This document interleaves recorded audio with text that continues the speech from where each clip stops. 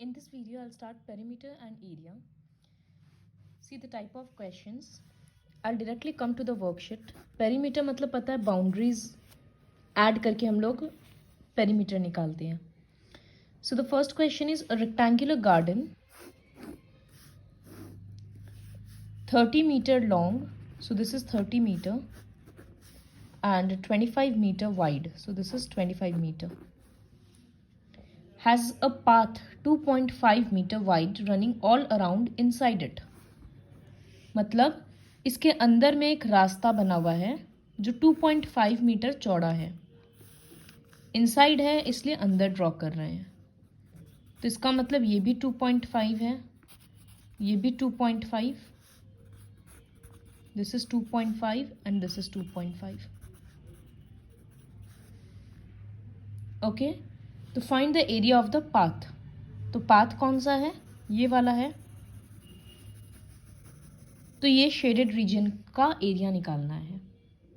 तो बेसिकली ये दो रेक्टेंगल हो गया, एक बड़ा वाला और एक अंदर वाला. दोनों रेक्टेंगल का एरिया को माइनस करेंगे तो ये शेडेड रीजन निकल जाएगा. तो इसको हम नाम दे देते हैं ABCD और इसको EFGH. तो यहाँ पर हम लिखेंगे कि let ABCD be the garden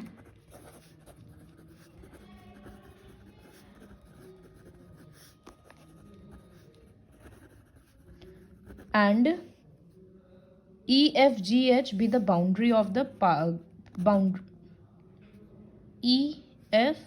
EFGH be the boundary of the path.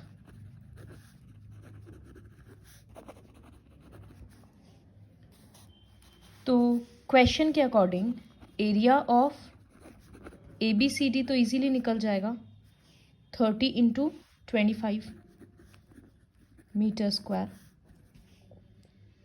तो इसका वैल्यू होगा 25 इंटू 3 75 750 मीटर स्क्वायर. अब एरिया ऑफ EFGH निकालने के पहले हमको तो EF का लेंथ निकालना होगा ना.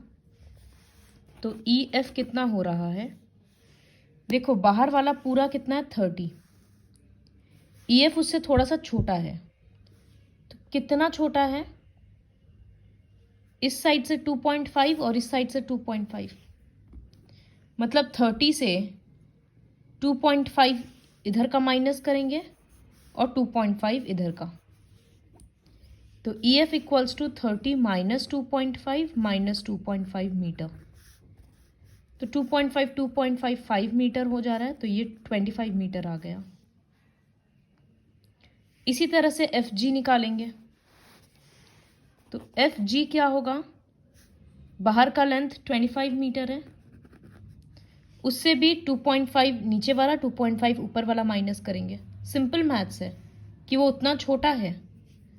तो माइनस 2.5 माइनस 2.5, तो ये 5 हो जाएगा. 25 माइनस 5 20 मीटर आ गया. तो अब लिखेंगे एरिया ऑफ EFGH. तो EF मतलब 25, FG मतलब 20. तो 25 इंटू 20 मीटर स्क्वायर जो आ रहा है 500 मीटर स्क्वायर. तो एरिया ऑफ पाथ कितना होगा? 750 minus 500 metre square 250 metre square. तो ये पूरे वर्कशीट में इसी तरह का सम्स रहेगा. पाथ अभी जैसे अंदर में था यही पाथ कभी बाहर रहेगा. तो सिंपल सा लॉजिक है. खाली दोनों रेक्टेंगल का हम लोगों को साइड लेंथ डायमेंशंस चाहिए था, लेंथ एंड ब्रेथ. एक रेक्टेंगल का डिमेंशंस तो हमेशा दिया हुआ रहेगा, लेंथ ब्रेथ. दूसरे का हम लोगों को कैलकुलेट करना रहेगा. तो इसी तरह से एक और क्वेश्चन करते हैं. Question number 2. सारा कैलकुलेशंस हम नहीं दिखाएंगे पूरा.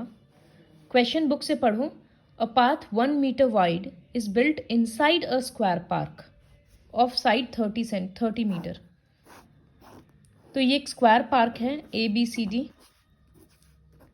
तो 30 मीटर हर जगह है. अब इसके अंदर में पाथ है 1 मीटर वाइड, तो एक स्क्वायर के अंदर इस तरह से रहेगा तो वो भी स्क्वायर ही बनेगा। ठीक है, इस तरह से 1 मीटर। तो इधर में ABCD, सॉरी ABCD तो लिख चुके हैं, WXYZ ले लेते हैं, WXYZ। तो इसमें हम लोग लिखेंगे क्या, let ABCD be the square park and WXYZ be the boundary of the path. Find the area of the path, तो फिर से बाहर का एरिया माइनस अंदर का एरिया,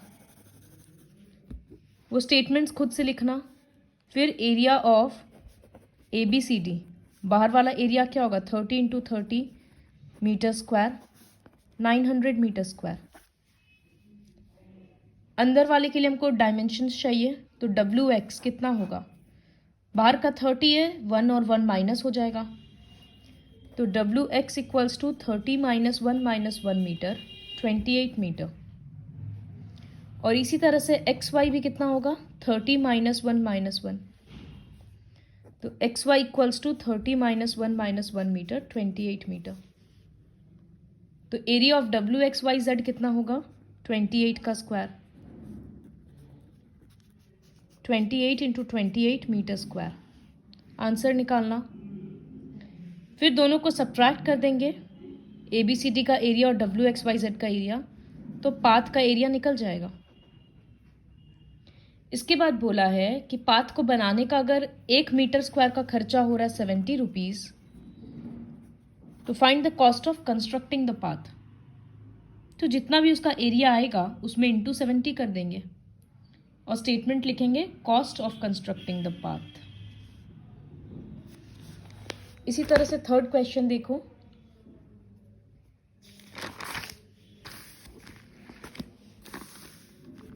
एक टेबल कवर है 5 metre into, just a minute,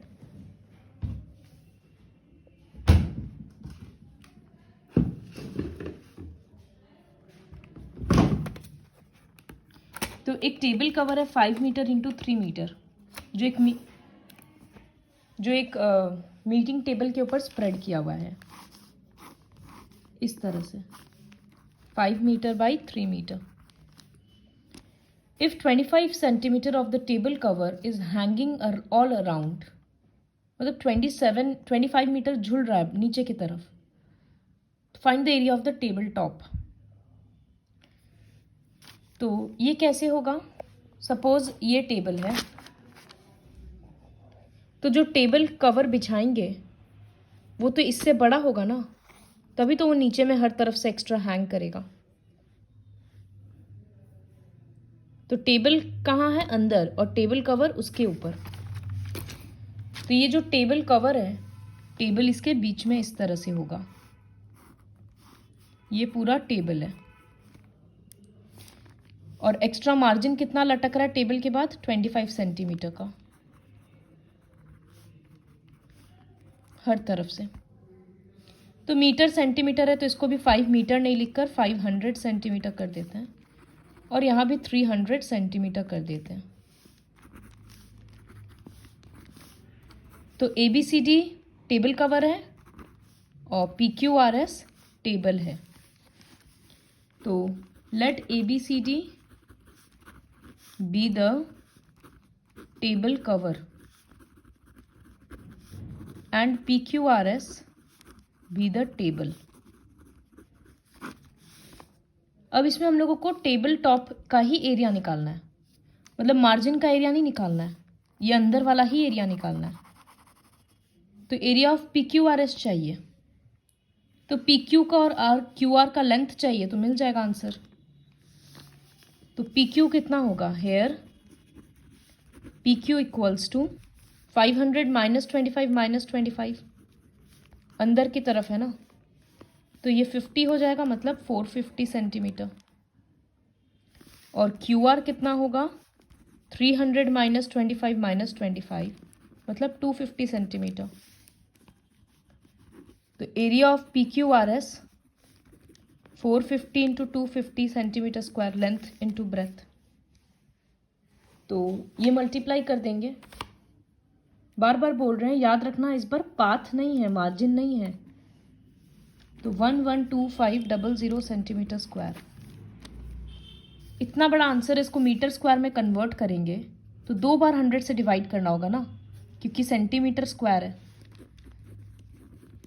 एक बार मीटर में कन्वर्ट करेंगे तो 100, दूसरी बार करेंगे तो फिर 100, तो 00 कट गया। अब जीरोस नहीं काटेंगे, 11.25 मीटर स्क्वायर आंसर लिख देंगे।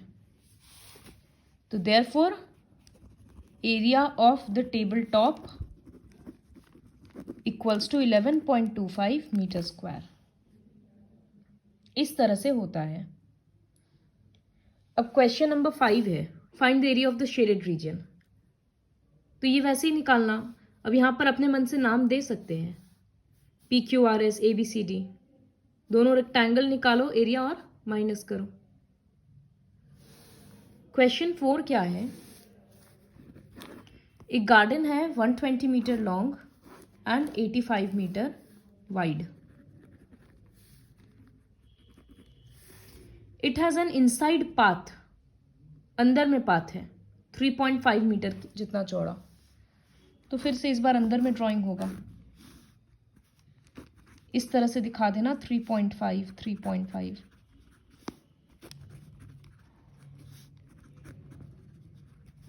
बहुत क्लियरली डायग्राम्स ड्रॉ करना। The remaining part of the garden is covered by grass. तो ग्रास किस पोर्शन में है, ये तो पाथ है ना, उसको छोड़ के दूसरे जगह ग्रास है, मतलब यहां पर अंदर वाला रेक्टेंगल में पूरा ग्रास है। Find the cost of covering the garden by grass. जैसे गार्डन सब में होता है, साइड में चलने का रास्ता रहता है, बीच में पूरा ग्रास होता है, वही कंसेप्ट है। तो ग्रास से कवर करने का कितना रुपया लगेगा। तो पहले एरिया निकालो, जिस तरह से हम ये टेबल वाला में निकाले थे। ठीक है, हम दिखा नहीं रहे, एरिया ऑफ PQRS निकालो। फिर जब कॉस्ट करेंगे तो देयरफॉर लिखना cost of covering the garden by grass equals to जो भी एरिया आएगा इनटू 50 पैसे है ना, तो उसको रुपीज में करने के लिए 50/100, सामने में रुपीज का साइन रहेगा। बस इसी तरह से क्वेश्चन करना है। क्वेश्चन नंबर 6 है कि एक रेक्टेंगुलर लॉन है, वो होगा 50 metre by 36 metre, is surrounded externally by a path. तो इस बार पाथ कहाँ पर है, बाहर की तरफ है, तो इसलिए रेक्टेंगल बाहर हो गया। तो ये देखो 50 और 36 अंदर है, 2 मीटर वाइड पाथ है।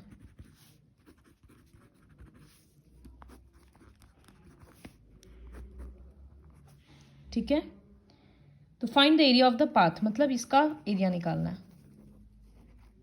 तो ऑब्वियसली दोनों रेक्टेंगल को सब्ट्रैक्ट ही करना है। बाहर वाला का नाम सपोज ABCD है और अंदर वाले का PQRS है। तो इस बार एरिया ऑफ PQRS तो मिल जाएगा 50 इंटू 36 मीटर स्क्वायर। तो ABCD के लिए AB कितना होगा, अंदर वाला डायमेंशन कितना है 50। AB क्या हो रहा है, इधर से 2 मीटर और इधर से 2 मीटर ज़्यादा है ना, तो 50 + 2 + 2।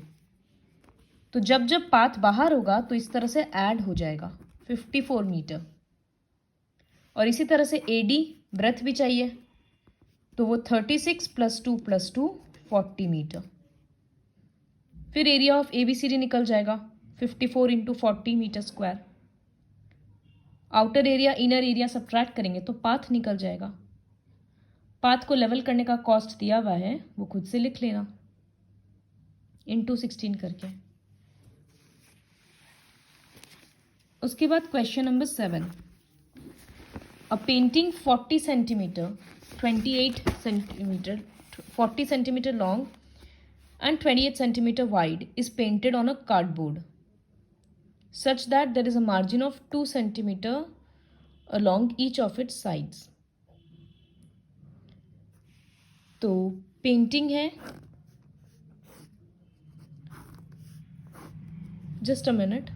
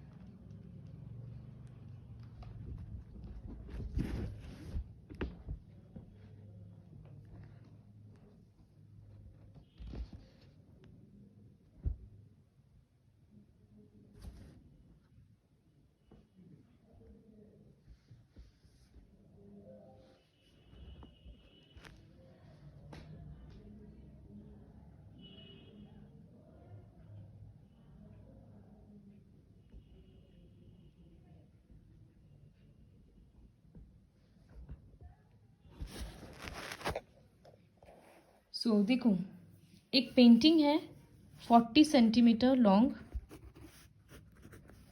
And 28 centimetre wide. ठीक है, ये पेंटिंग है।